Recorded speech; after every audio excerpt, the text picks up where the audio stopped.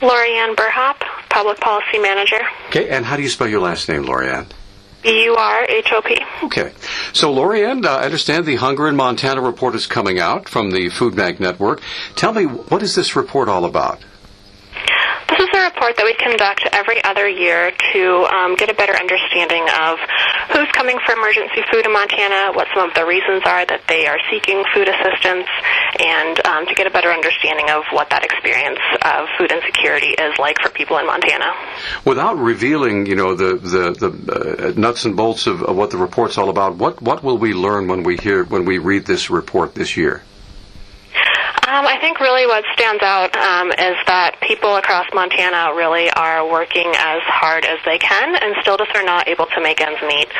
We talk to a lot of families who are working, but there are so many low-wage, part-time, seasonal jobs in Montana that just don't allow people to make ends meet. There are a lot of seniors who worked hard their entire lives and are now struggling to pay for housing, medicine, as well as food. Now, do you find it sometimes that people are a little bit incredulous, living here in America, living specifically in Montana, because we hear the term struggling with hunger? Can you kind of explain that, maybe flesh that out for me a little bit about the reality that exists here in Montana? Yeah, it is hard for people to believe and to understand that there is hunger in America and right here in Montana.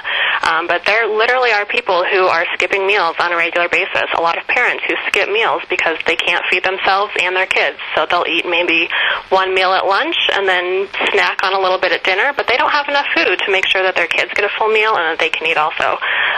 There are people who are trying to choose between whether they should spend their last $20 to get some groceries for the week, or do they put gas in the car so that they can get to work. It really is a daily struggle to figure out how to feed themselves and their families. All right. Now, is there anything in the report that, aside from laying out what the problems are, any possible solutions that might be in the report? Yeah, there are a lot of recommendations for action at the community level all the way on up to the federal level. One of the things we work on a lot here at the Montana Food Bank Network is advocacy for the public food programs. So child nutrition reauthorization is one opportunity that's coming up to strengthen the child programs such as WIC, the summer food program, the school meal programs. Summer food and WIC are both very underutilized in Montana. Those are both great resources that can help families meet their food needs. So child nutrition reauthorization will be a chance to help increase access to those valuable programs. Okay. So anything else you'd like our listeners to know from your perspective at the Montana Food Bank Network about how we can help you, especially on a yearly basis? There are always opportunities to help from the local level, donating to your local food pantry, volunteering at your food pantry, all the way on up to, like I was saying, about the public food programs, taking a look at which programs are available in your community, and then seeing what you can do to help implement those programs or help with outreach.